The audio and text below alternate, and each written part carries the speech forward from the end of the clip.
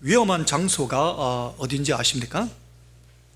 정글도 전쟁터도 응급실도 아니라 요즘 제일 위험한 곳은 아이들 단톡방이라고 합니다.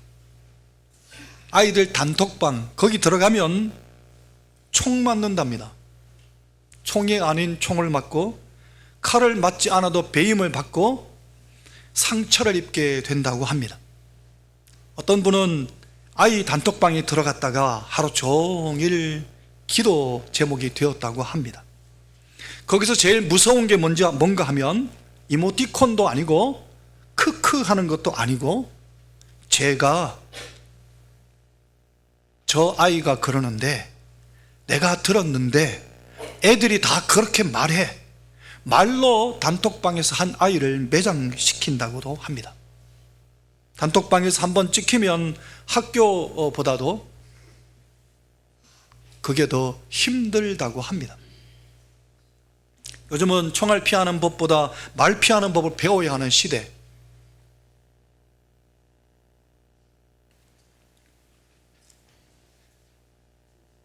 유머로 준비했는데 유머가 아니라 굉장히 썰렁한 현실이 그대로 이게 와닿다 보니까 그래 느끼시는 것 같습니다. 성도 여러분, 다윗은 지금부터 3000년 전의 사람입니다. 그 시대가 다르고 문화도 다르고 오늘 이 시대하고 굉장한 격차가 있습니다. 그런데 사람 사는 동네에 일은 똑같은 것 같아요. 다윗 시대나 오늘 이 시대나 똑같이 말 때문에 문제가 생겨나고 말 때문에 무서운 세상, 그때나 지금이나 똑같습니다. 그 시대에도 가장 위험한 무기가 총과 칼이 아니라 바로 혀, 말에 있었습니다. 오늘 성경을 보면 다윗이 이 말로 말미암아 굉장한 고통을 당했던, 오늘 이 다윗이 지은 이 시는 사무엘상 23장을 배경으로 하는데요, 다윗이 그가 정말 상처를 받았던 건 뭐냐 하면 단순히 도망자 된 것만 해도 힘든데 죄를 짓지 않았는데도 아내도 뺏기고 직분도 뺏기고 도망다니는 것도 힘든데 더 힘들었던 게 뭐냐 하면 말 때문이었습니다. 그걸 오늘 이 본문에 이렇게 표현하는데요, 2절, 4절, 8절에 보면 다윗이 이렇게 고백합니다. 2절, 4절, 8절 같이 읽어볼까요? 그들이 이웃에게, 시작, 그들이 이웃에게 각기 거짓을 말하며 아첨하는 입술과 두 마음으로 말하는도다. 그들이 말하기를 우리의 혀가 이기리라. 우리 입술은 우리 것이니 우리를 주관할 자 누구려 함이로다. 비열함이 인생 중에 높임을 받는 때에 악인들이 곳곳에서 날뛰는도다. 다윗이 정말 상처가 됐던 게 뭐냐면 그의 동족이고 같은 지파였던, 그가 보호해 주었던 10, 하나 둘 셋 넷 다섯 여섯 일곱 아홉 열 10 똑같은 단어입니다. 10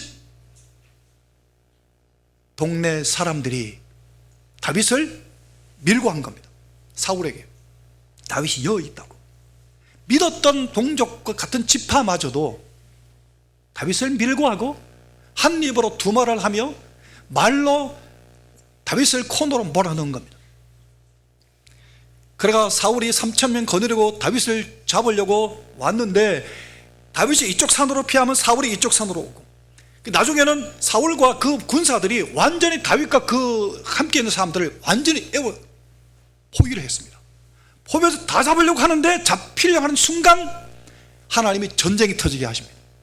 블레셋이 쳐들어왔다는 소식이 들려서 사울이 포로를 풀고 전쟁터로 가게 된, 하나님이 건져주지 않았으면 다윗이 거기서 잡혀서 죽을 뻔했습니다.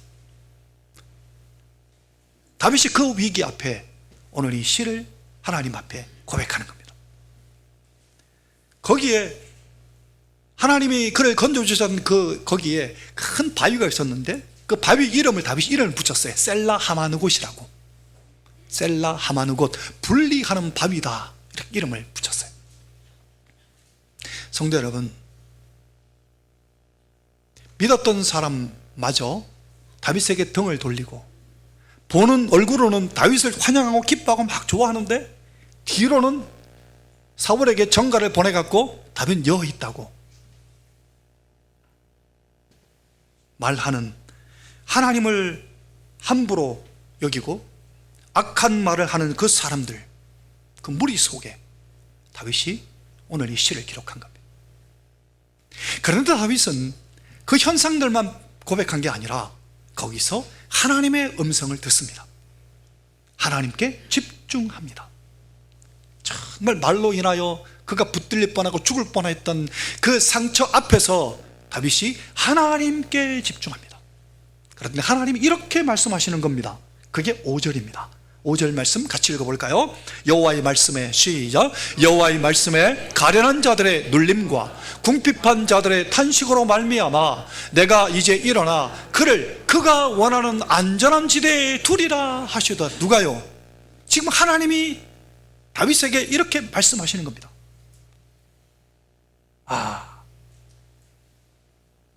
모든 사람들이 불합리하게 다윗을 잡아서 죽이려고 하는 그 상황, 모든 사람들의 말이 하나님을 두려워하지 않고 함부로 말하는 그 상황에서 하나님의 이 말씀이 다윗은 믿어진 겁니다. 내가 일어나서 너를 안전한 곳에 두겠다 라고 말씀하시는, 안전한 지대에 두겠다고 말씀하신 하나님의 그 음성이 믿어지는 겁니다. 현실은 전혀 아닌데, 현실은 지금 다윗 목숨이 경각에 달려 있는데, 사람들의 말이 전부 다윗 편드는 사람이 아무도 없는데, 하나님은 말씀하시기를 내가 너를 안전한 곳에, 안전한 지대에 두겠다. 이 말씀이 믿어지는 것이 웬일입니까? 성도 여러분, 하나님의 말씀은 변개함이 없고 반드시 성취된다는 것을 믿으시기를 바랍니다. 내가 위기와 어려움과 말로 인한 상처와 여러 가지 어려움 상황에 부닥쳤을 때, 그때 성도 여러분 깊이 하나님을 묵상해 보십시오. 그럼 하나님 반드시 말씀하십니다. 그러나 그 말씀에 내가 붙잡히면 그 위기를 넘어설 수 있습니다. 하나님은 오늘 다윗에게 안전한 지대에 두겠다고 약속하셨습니다. 다윗은 그 말씀 그대로를 믿었습니다. 그래서 하나님이 그 다윗을 사랑하신 겁니다. 하나님 말씀이기 때문에 믿었던 다윗. 하나님 말씀을 무시하고 함부로 말하는 사람들이 천진데, 다윗은 하나님 말씀을 믿었습니다. 아까 읽었던 2절, 4절, 8절 가운데 4절을 한번, 혹시 잘 모르시는 부분이 있는 것 같아서 4절 한번 더 볼까요? 그 당시에 했던 말을, 함부로 했던 사람들, 그들의 말을 이렇게 표현합니다. 같이 읽어보겠습니다. 그들이 말하기를, 시작. 그들이 말하기를 우리의 혀가 이기리라. 이 구절 그대로 놔둬보세요. 여기 보면 우리의 혀가 이기리라, 이 말은 무슨 말일까요? 내 말이 맞다 이 말입니다. 내가 하는 말이 무조건 맞다, 내가 하는 말이 무조건 옳다라고 말하는 사람, 내 입술은 내 것이니까 누가 나를 건드리겠느냐고 말하는 사람, 그 말은 하나님도 그를 못 고치는 거예요. 그렇게 함부로 말하는 사람들.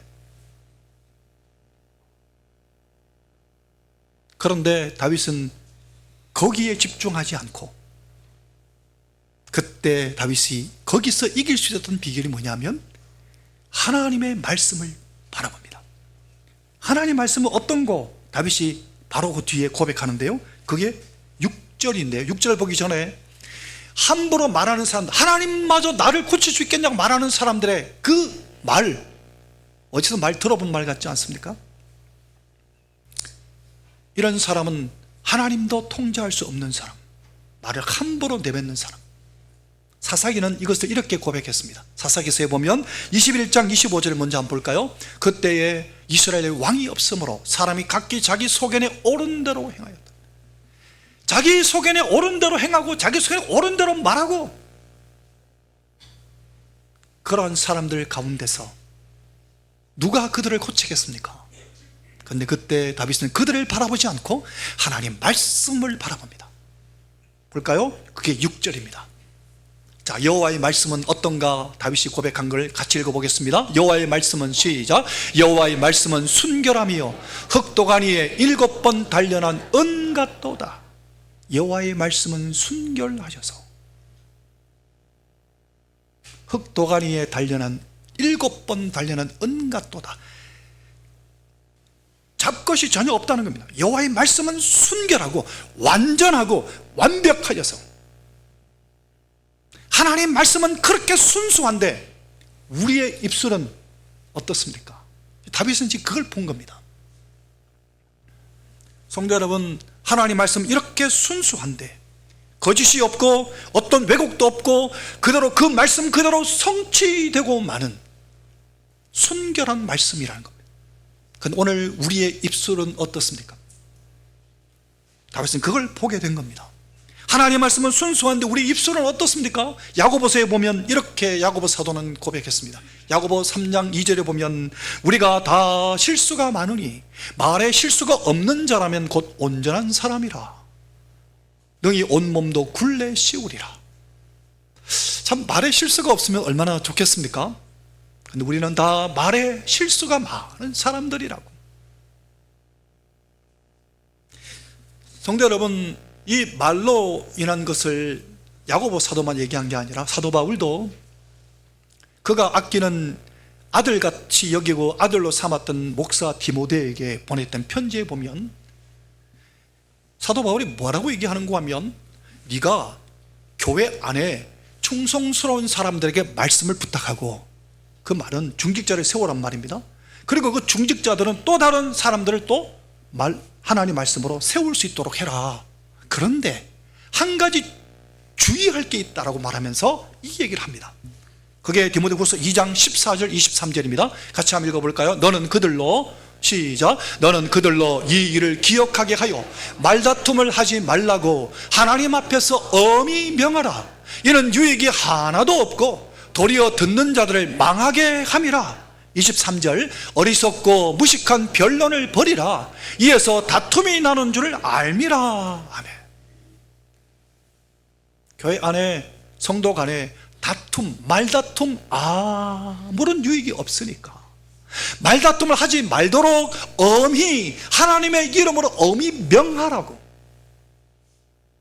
바울이 목회자 디모데에게 목회 서신에 그렇게 강력하게 권면하고 있습니다.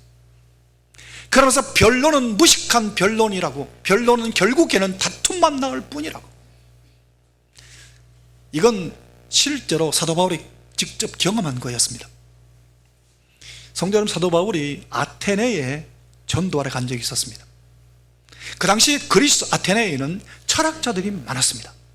그 당시에 철학자들은 수사학자들과 웅변술사들이 많아서 그 당시에 철학은 뭐가 중요했는가 하면 말로 상대방을 공격해가 이기면 그 사람이 잘한다 이렇게 손뼉 치고 영광받는 그런 시대였습니다.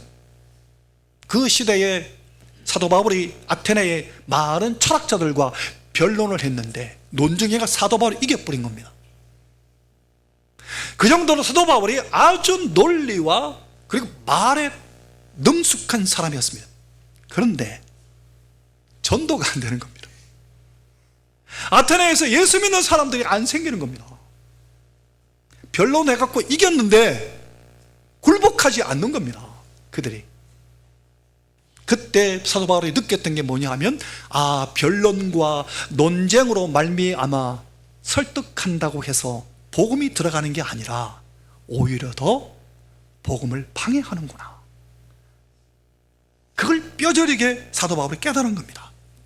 그래서 변론은 결국 논쟁만 날 뿐이고 다툼만 일으킬 뿐이라는 것을 철저하게 뼈저리게 경험했던 겁니다. 성도 여러분, 우리도 그렇지 않습니까?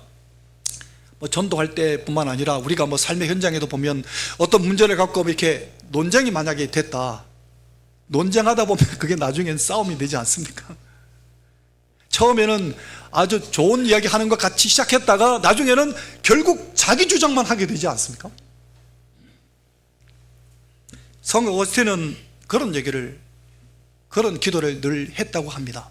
하나님, 나 자신을 변호하려는 욕망에서 항상 나를 고쳐주소서. 성 어거스틴, 나 자신을 변호하려는 욕망에서 나를 고쳐주십시오. 성도 여러분, 엘리야가 850대 1로 대승리를 거두었습니다. 그게 열왕기상 18장인데 바로 그 다음 장에 넘어가면 엘리야가 왕비 이세벨에게 잡아 죽인다라는 말을 듣고 도망쳐서 저 광야, 유대 광야 저 밑에 광야로 도망을 칩니다. 로뎀나무 굴러다니는 로뎀나무 하나 거기서 앉아가지고 하나님 앞에 이렇게 얘기했습니다. 하나님, 나 데리고 가십시오. 나는 선조들에 미치지 못합니다. 사람들이 모두가 다 들고 일어나가 하나님 편에 선 사람 내밖에 안 남았습니다. 나를 잡아 죽이려고 합니다. 그때 하나님 뭐라고 답변하셨습니까? 아니다, 너 외에도 내가 7,000명을 남겨뒀다. 똑같은 입술에서 말씀과 복음과 진리의 말씀이 선포되고 또 불평과 원망과 탄식과 한숨이 실언이 터져나온 겁니다. 엘리야 선지자도 그러했습니다. 사랑하는 성도 여러분, 하나님 말씀은 순수한데 우리의 말은 그렇지 못합니다.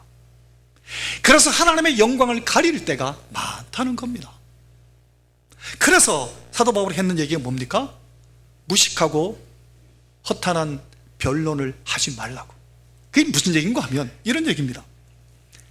성도 여러분, 전도를 하다가 보면 안 믿는 사람들 얘기하잖아요. 뭐 교회가 이것 어떠고 저것 어떠고 막 시비 걸기 시작, 일부러 막 교회를 반대하기 위해서 막 공격을 하잖아요. 근데 그게 대해서 같이 맞대응하고 막 이야기하다가 보면 싸우게 되는 거예요. 맞대응할 그 상황이 딱 되면 어떻게 하라는 말입니까? 입을 다물라는 겁니다.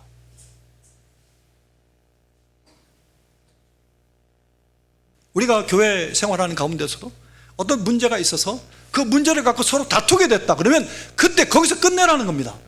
더 이상 말하지 말고 삼자 대면하자 뭐 하고 그러지 말고 거기서 말을 끝내라는 겁니다. 입을 잠가고 있어. 거기서 다툼을 끝내라. 더 다투지 말라는 거예요. 하나도 유익되지 않는다는 겁니다. 혹시 이런 말을 할 수 있습니다. 그럼 목사님, 내가 이게 올바른 건데 올바른 것도 말 뭐합니까? 그것도 말하지 말라는 겁니다. 왜요? 말로 해결되지 않습니다. 우리는 말로 해결하려고 하는 조급함을 갖고 있습니다. 말로 해결하는 조급함을 버리고, 그게 가장 비효율적인 방법이라고, 교회 안에서 하나님이 정말 기뻐하지 않는 방법이라고.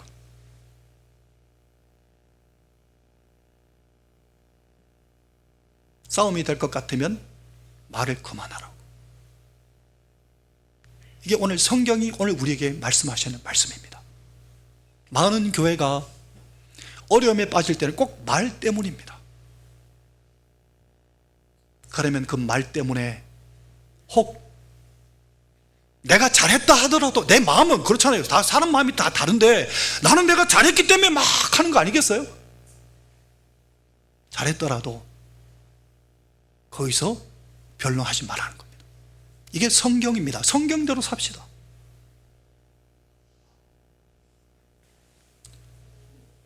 한 부부가 있었는데 그 부부는 부부싸움을 거의 자주 했던가 봐요.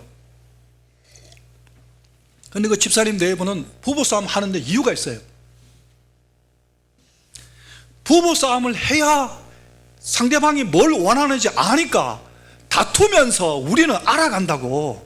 상대방이 뭘 원하는지 알아야 될 거 아닙니까? 그러니까 다투는 것도 좋다고 생각했던 부부가 있었습니다. 그런데 이 부부가 부부 세미나에 갔다가 철저하게 회개했습니다. 왜 회개했는가 하면 부부싸움을 하는데 마음속에 성령께서 야 고마해라, 화를 그쳐라. 마음속에 부부싸움 한참 하는데 마음속에 용서해라, 네가 먼저 손을 내밀어라. 성령의 음성이 계속 마음에 들리는데 그거를 내가 무시했다는 것 때문에 철저하게 회개했다고 합니다. 성도, 오늘 우리 모두 느끼는 거 아닙니까? 공감하는 거 아닙니까? 부부지간이나 교회 안에서나 누구든 간에 내 마음에 성령의 음성이 들리거든 빨리 그만두십시오. 성령 음성이 안 들리면 그 사람한테 큰 문제입니다. 안 들려도 그만하십시오. 그게 사는 길입니다. 성도 여러분, 그러면 어떻게 하면 우리는 이 순수한 말씀을 내 삶의 현장에 드러낼 수 있을까요? 그걸 오늘 1절과 7절에서 다윗은 이렇게 이야기합니다. 같이 읽어보겠습니다. 1절과 7절 여호와여, 시작. 여호와여 도우소서. 경건한 자가 끊어지며 7절 여호와여 그들을 지키사 이 세대로부터 영원까지 보존하시리이다. 경건한 사람을 하나님께서 이 세대로부터 영원까지 보존하시리로다. 경건한 사람, 하나님 말씀대로 살아가는 사람들이 점점 끊어져 가는 시대, 오늘 이 시대는 더하지 않습니까? 사랑하는 성도 여러분, 우리 모두 다윗과 같이 경건한 사람 될 수 있기를 예수님 이름으로 축원합니다. 그런데 이 경건한 사람이 되는 게 내가 결심하고 노력한다고 되는 게 아닙니다. 목사님, 저도 하고 싶어요, 그렇게. 근데 그게 잘 안 되거든요. 노력하면 될까요? 안 됩니다. 그럼 어떻게 하면 될까요? 성도 여러분, 내 마음이 바뀌어야 합니다. 성경에 보면 로마서 12장, 우리가 잘 아는 12장과 고린도후서에 보면 이렇게 말씀하십니다. 같이 읽어보겠습니다. 로마서 12장 2절과 고린도후서 13장 5절 함께 읽겠습니다. 너희는, 시작. 너희는 이 세대를 본받지 말고 오직 마음을 새롭게 함으로 변화를 받아 하나님의 선하시고 기뻐하시고 온전하신 뜻이 무엇인지 분별하도록 하라. 너희는 믿음 안에 있는가? 너희 자신을 시험하고 너희 자신을 확증하라. 예수 그리스도 안에, 너희 안에 계신 줄을 너희가 스스로 알지 못하느냐? 그렇지 않으면 너희는 버림받은 자니라. 내 안에 예수님이 계신가? 내 안에 예수님이 왕으로 계신가? 점검하라는 겁니다. 내 안에 예수님을 왕으로 모시면 그 마음이, 내 마음이 바뀌게 되면, 마음이 변화되게 되면 경건하게 살아갈 수 있습니다. 하나님이 그렇게 살아갈 수 있게 만들어 가십니다. 그러면 저절로 됩니다. 내가 막 말을 함부로 하지 않고 문정이 되면 딱 그걸로 끊고 내 삶을 완전히 고치기를 원한다면 그 내가 노력하고 힘쓰고 애쓴다고 되는 게 아니라 내 마음을 주님께 드리면 저절로 되는 겁니다. 예를 들어 보겠습니다. 사람은 자기가 좋아서 하는 것은 못 말립니다. 안 그렇습니까? 자기가 좋아서 낚시를 하는 사람, 저 낚시를 한 번 딱 해봤는데 좋아서 낚시하는 사람 못 말립니다. 하루 종일 낚시대에 들여놓고, 와, 저는 이게 도저히 납득이 안 돼요. 낚시 좋아하는 사람들은 자기가 좋아하니까 누구도 못 말립니다. 술 마시는 거요? 못 말립니다. 술 마시고 운전하고, 술 마시고 행패 부리고, 또 나중에 또 깨고 나면 몰라서 그랬다 하면 각서 쓰고, 그래도 또 술 마십니다. 못 말립니다. 내 마음이 좋으니까, 그거 하고 싶으니까 못 말립니다. 마음이 그렇게 하고 싶기 때문입니다. 그런데 성도 여러분, 마음이 달라지면 가능합니다. 얼마 전에 한 성도님이 저하고 이야기하는 가운데 그런 얘기를 하더라고요. 2025년 12월 31일부로 술을 딱 끊었대요. 마음을 먹었대요. 그랬더니 회개하지 못할 게 없더래요. 야, 내게 문제가 이게 술 못 끊는 게 문제구나. 딱 끊었대요. 그때부터. 이제 며칠 안 지났잖아요. 근데 확실히 끊었대요. 그리고 나니까 마음이 너무 편하더래요. 회개하지 못할 게 없더래요. 그게 마음입니다. 이 마음을 먹지 않기 때문에 못 끊는 거예요. 성도 여러분, 성경 말씀대로 살기 어려워요? 마음이 없어서 그래요. 수요예배 오기 힘들어요? 마음이 없어서 그래요. 하나님 앞에 나오기 힘들어요? 어렵고 힘들어요? 마음이 없어서 그렇다니까요. 마음이 문제인 마음이. 마음만 있으면 다 할 수 있어요. 내 마음을 하나님께 안 드리니까 안 되는 거예요. 에스겔서에 보면 우리가 잘 아는 말씀이지만 한 번 더 볼까요? 에스겔 36장 27, 28절을 같이 읽겠습니다. 또 내 영을, 시작, 또 내 영을 너희 속에 두어 너희로 내 율례를 행하게 하리니 너희가 내 규례를 지켜 행할지라. 28절, 내가 너희 조상들에게 준 땅에서 너희가 거주하면서 내 백성이 되고 나는 너희 하나님이 되리라. 마음을 하나님께 드리면, 하나님 내 마음에 임하시면 하나님 내 마음을 부드럽게 만드시고 내 마음을 고치시고 내 마음을 이끌어 가시는 겁니다. 마음이 문제입니다. 예수님이 내 마음에 오시면 우리의 마음이 바뀝니다. 성도 여러분, 예수님 내 마음에 오신 게 진짜 믿어지면 놀라운 일이 벌어지는데요. 한 가지 예를 들어보겠습니다. 예수님 내 마음에 임하시잖아요. 그러면 아무도 보지 않는 은밀한 시간에 보통은 범죄합니다. 그런데 아무도 보지 않는 은밀한 시간에 예수님이 내 안에 계시니까 예수님과 더 깊은 교제로 들어갑니다. 한번 해보십시오. 아직도 여전히 은밀한 시간이면 내 혼자 내 마음대로 막 죄짓고 산다면 예수님 내 안에 안 계신 겁니다.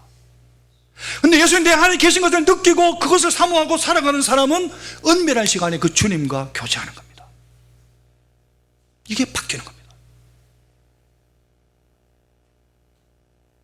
그런데 어떻게 더럽고 악하고 음란하고 교만한 마음이 품어질까요? 그런 생각이 스쳐 지나갈 수는 있지만 그 마음이 품어지진 않아요. 이게 예수님이 계시니까. 이게 바뀌는 거예요. 이것을 요한일서의 사도 요한은 이렇게 이야기했어요. 하나님이 우리를 사랑하시는 사랑을 우리가 알고 믿었노니 하나님은 사랑이시라. 사랑 안에 거하는 자는 하나님 안에 거하고 하나님도 그의 안에 거하시느니라. 뭔 얘기인가 하면, 하나님 내가 사랑하게 해주세요, 하나님 내게 사랑을 부어주셔서 내가 사랑하는 사람이 되게 해주세요, 그렇게 기도할 필요가 없다는 거예요. 그거 잘못된 기도예요. 어떻게 해야 될까요? 하나님 내 안에 오시옵소서. 그러면 저절로 사랑하게 됩니다. 왜요? 하나님이 사랑이니까. 하나님 내 안에 오시면 나도 모르게 사랑하게 되는 거예요. 그게 하나님 내 안에 오신 증거예요. 내가 용서하지 못하고 사랑하지 못하는데 용서하고 사랑하게 해주세요로 기도할 게 아니라 하나님 내 안에 오시옵소서. 내 마음을 점령하시고 내 마음의 왕이 되어 주시옵소서. 나와 함께 동행하여 주시옵소서. 그러면 하나님이 사랑이시기 때문에 저절로 사랑하게 되고 저절로 용서하게 되고 저절로 논쟁하지 않게 되고 저절로 경건한 사람이 되는 겁니다. 저절로 순수한 하나님의 말씀의 통로가 되는 겁니다. 말씀을 마치겠습니다. 사랑하는 성도 여러분, 하나님을 무시하고 하나님을 부인하고, 아니 그게 아니더라도 함부로 말을 하는 사람들이 있거든. 그 사람 때문에 흔들리지 마시고 그들의 말은 말로 심판을 받을 것입니다. 다윗처럼 하나님을 바라보십시오. 다윗처럼 하나님 말씀에 귀를 기울이십시오. 그럼 하나님이 반드시 말씀하십니다. 그리고 그 말씀을 붙잡고 걸어가십시오. 성도 여러분, 다윗은 진짜 바보 같았어요. 바보처럼 살았어요. 사울 왕이 3,000명 데리고 왔을 때 다윗도 용사들이 옆에 있었어요. 얼마든지 대적하고 싸울 수 있었어요. 다윗은 하나님 때문에 도망다닌 거예요. 힘도 있고 능력도 있었어요. 나라를 뒤집어 엎을 수 있을 만한 능력도 있었어요. 그런데 그러지 않았어요. 하나님이 원하지 않으시니까. 심지어 사울을 죽이면 다 끝날 텐데 죽일 기회가 2번에 내서도 살려줍니다. 바보같이. 하지만 바보처럼 살았어요. 그랬더니 하나님이 정리하시고 다윗을 왕으로 세우시고, 여러분, 역대 이스라엘 왕 가운데 가장 많은 전쟁과 그 모든 전쟁 가운데 백전백승하게 했던 왕이 누가 있었습니까?